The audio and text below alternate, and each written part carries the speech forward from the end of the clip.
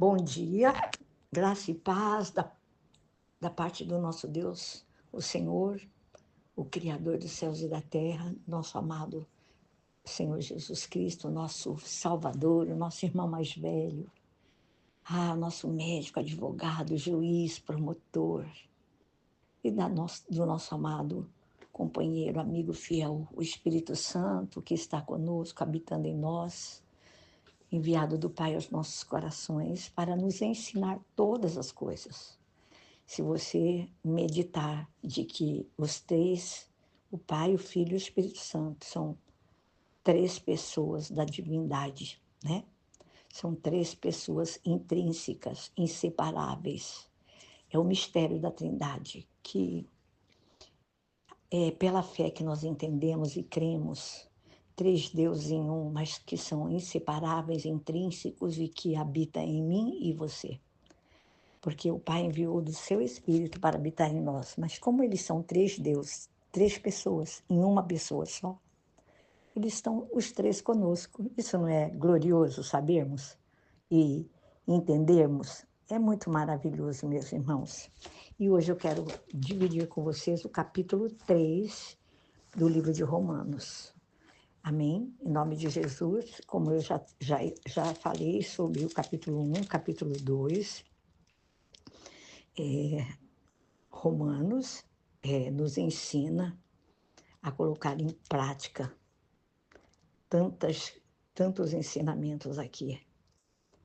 Então, em nome de Jesus, nós vamos encontrar aqui no livro de Romanos bases bíblicas da nossa fé cristã, do cristianismo.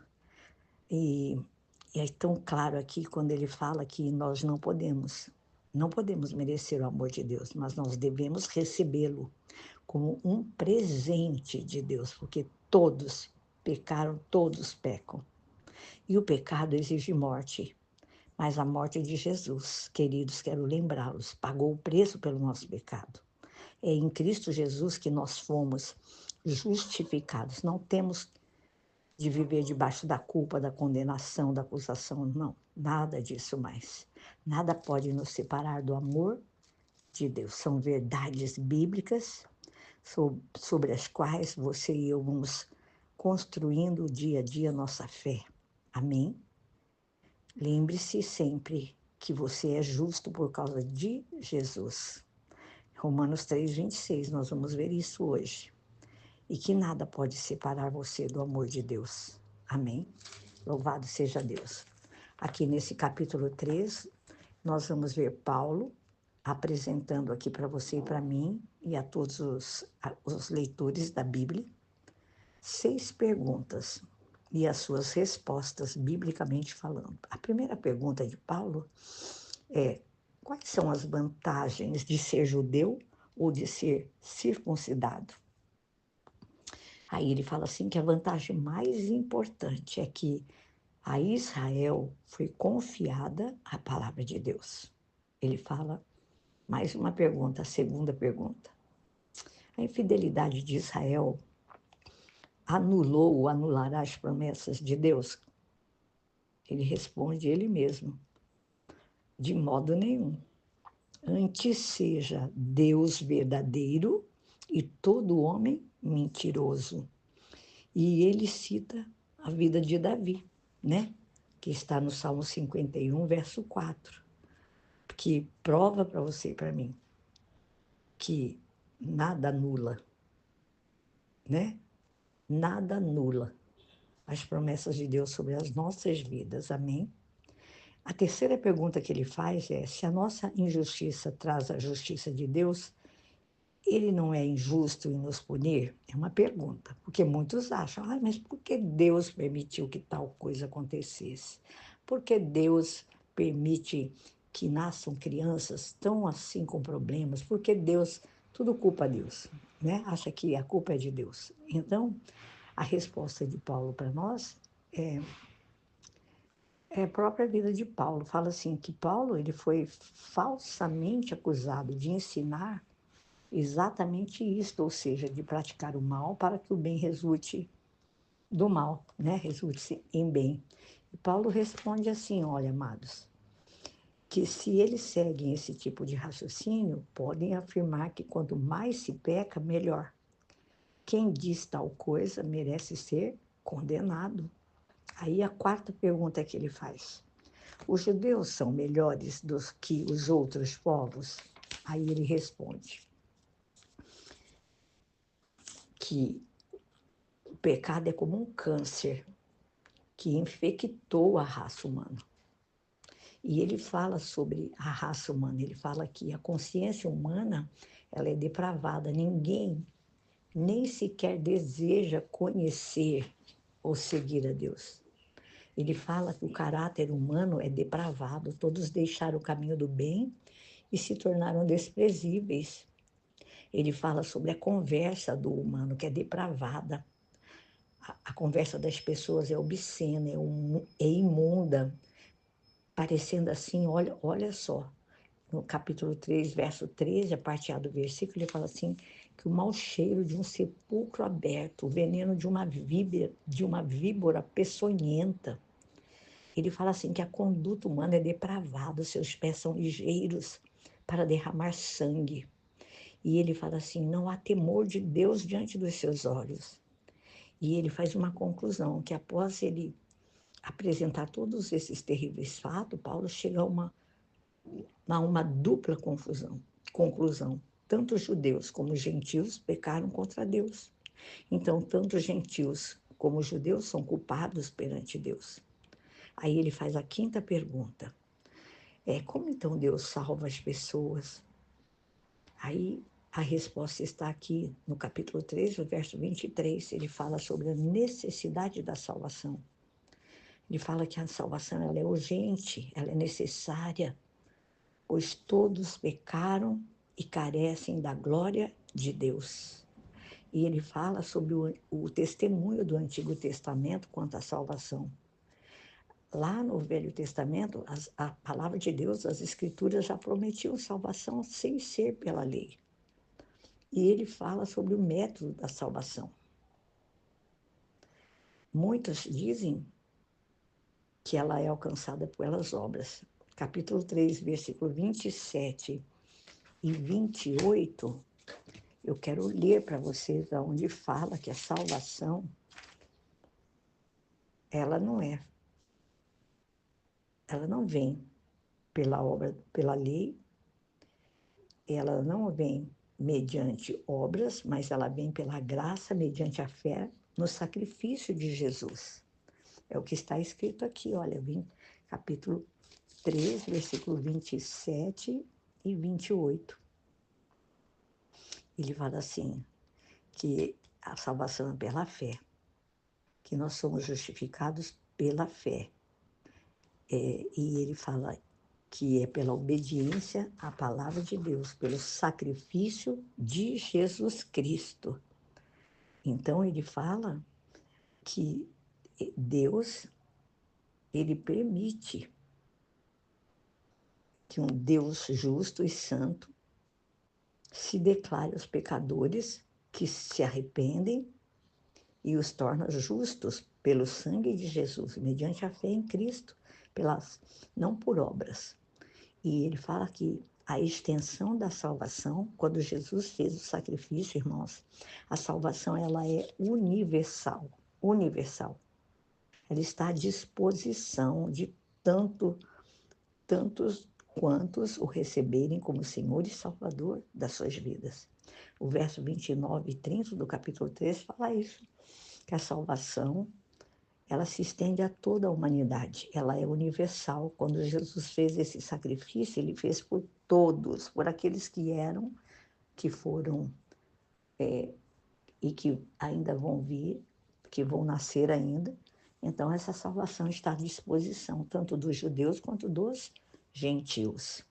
E a salvação é universal, tanto que quando Jesus ressuscitou, ele desceu lá no inferno e pregou para aquelas almas que nem tinham ouvido falar de Jesus.